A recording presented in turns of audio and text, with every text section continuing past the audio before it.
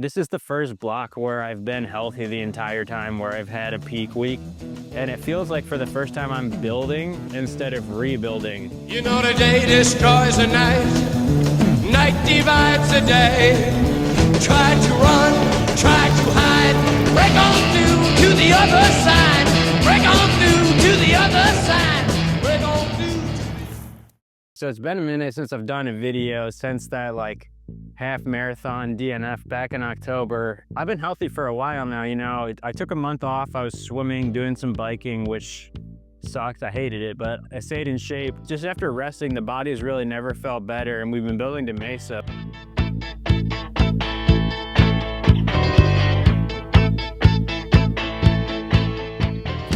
I ran one 18-mile workout in them with 12 miles at pace, and it went really well. And then this is the last, you know, kind of work before the marathon. So I'm gonna put 7 miles on them now, and then really nothing else until the shakeout run and the marathon. Honestly, the reason why I haven't been making videos and why I'm not doing them every week like I used to is because A, I like doing them higher quality now in bigger chunks and getting some help with them. Like Josh, shout out Josh, who's behind the camera right now. And B, I think running is the most important part, and it kind of ruins the running if I have like a GoPro and stuff and I'm worried about a video every week. At the end of the day, it's more important to me to run and have fun with it than to be carrying a camera all the time and worrying about getting shots and making a video every week. It just takes the fun and the fulfillment out of it, really. It's 5 miles at marathon pace between 6:40 to 6:50, then 4 minutes of standing rest, then 2 miles at 6:35 to 6:35. The problem is there was a huge ice storm here in Nashville last week. You know, I thought we were on the other side of it. It was actually like good mental training to have to get through all that, but this track, it's still iced over about, I don't know, a quarter of the way through. I did my warm-up laps on it because it was fine to just jog over, but it's definitely not worth risking going over that at speed, especially with the race in under 2 weeks now. So I'm literally just gonna be doing out and backs for about 250 meters for this entire workout, so should be fun. We'll get into it. Now there was a time when you loved me so, I couldn't run. Now you need to know.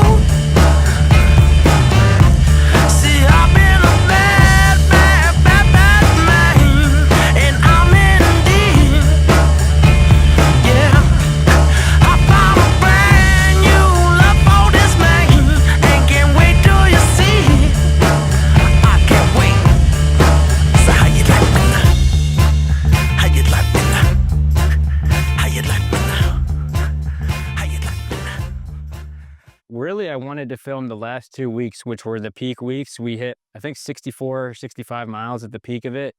It hit some really key sessions, but ultimately there was some like stuff with not being able to get a track, and then the weather just kind of iced Nashville over for a week. So now we're filming kind of the last workout of the build, but to catch you up on peak week, there's a few key sessions that I hit that I was really happy with. I think it was like a 5 mile cut down with 400 meter jog rest in between.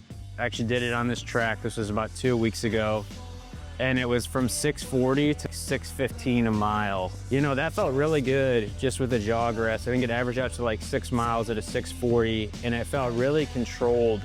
So that was the first real indicator that we're in good shape. And then the cherry on top was an 18-mile workout with 12 miles at marathon pace.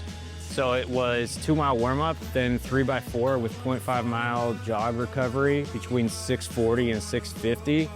And I hit all those, and the last set was the fastest set. And then more recently on Saturday, during a freaking windstorm, when I was doing out and backs like this on a greenway for like the same mile stretch and running around ice and trees, it was 8 miles, cutting down from 6:50s to 6:43 a mile. And that felt good, even in those conditions and old shoes. So I'm like feeling really good at where I'm at, but also at the same time, nothing's given, and a great workout doesn't mean you're gonna hit your goal. You know, you gotta stay humble. Got 4 minutes rest. It's super annoying because I took a picture on my phone while I was running. I'll put it on the screen afterwards. It would say I was going like 6:10, 6:15, 6:30 a mile pace minimum, but the lap pace would be like barely 6:50, because I think it's when I turn around and I tried for a mile or two, I would pause it every time I would stop, then resume it every time I would go, just on the turnaround, but it still wasn't working. So at the end of the day, it's just like, I think I definitely went faster than, I hit the paces, but I think I definitely went faster than them and further, but anything, it felt good. It's a good, mental hurdle with this last week and all this stuff going on with the snow and the track. Just no excuses, keep showing up, and got 2 more miles at 6:35 pace, which I feel like I'll basically have to run like low 6-minute miles to hit that. It's just super annoying going back and forth, but it's better again than just spraining an ankle or messing something up just for the ego. So got about 2 minutes more of rest, more than that, so plenty of time, and then we'll hit these last 2 miles and cool down. Yeah, it's annoying. It's basically like 10, 1, 2, 3, 4, 5, 6, 7, 8, 9. I was doing the math. A mile. I was like, because that's like a 200 at least over there. So I'm thinking like, yeah.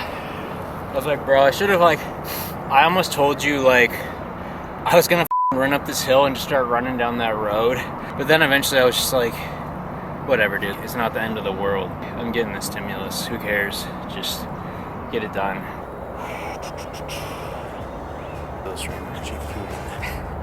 I'll put the playlist in the description. My workout playlist for running. How you like me now? How you like me now? How you like me now? How you like me now? Remember the time when I eat you up? Yeah, I was alive that you can't give up.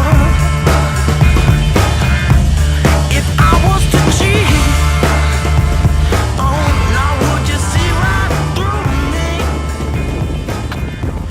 If I say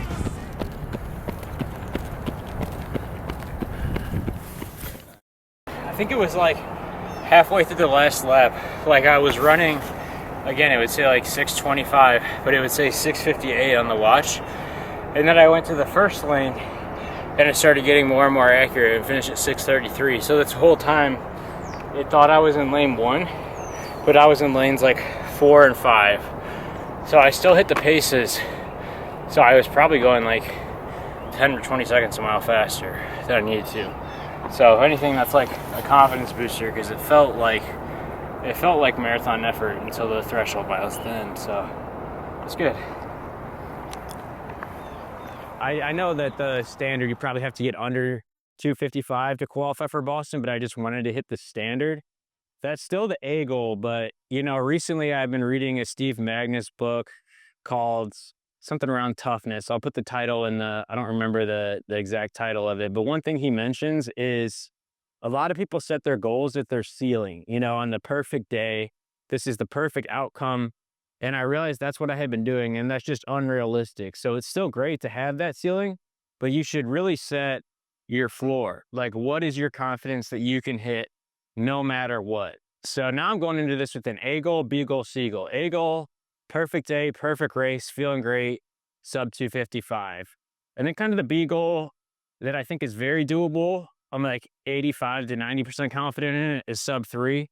And the C goal that I'm 100% confident in is beating my previous PR of 3:05:57. At the end of the day, I like making these videos. I like putting my goals out, but it's good to just, have multiple options out there. And it's just, I'm not a professional runner. I'm not elite. I'm not sub-elite. I'm just a guy that has a job that likes to run and make videos, and hopefully you like watching them. And yeah, with this stretch of staying healthy, it feels like really the last year I learned a lot, and it felt like I didn't really gain much fitness, but this is the first block where I've been healthy the entire time, where I've had a peak week.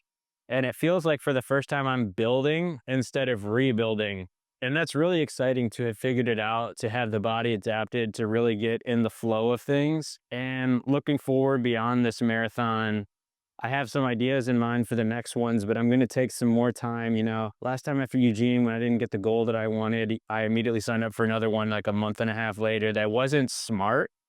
It was fun. I did PR, but it was like, just let the body rest. I'm going to take a longer off season, maybe work on some 5K, 10K faster stuff, do some races because I've never done those before, and then do another marathon later in the year. But that's the plan for now. The race will be on February 14th at 6:30 a.m. Mountain Standard Time. I'll put the link to tracking and everything in the description, but you can always follow me on Strava and Instagram. But as for now, you know, feeling great, feeling good going into it. Just gotta stay humble and keep the momentum, and I'll catch you guys next time.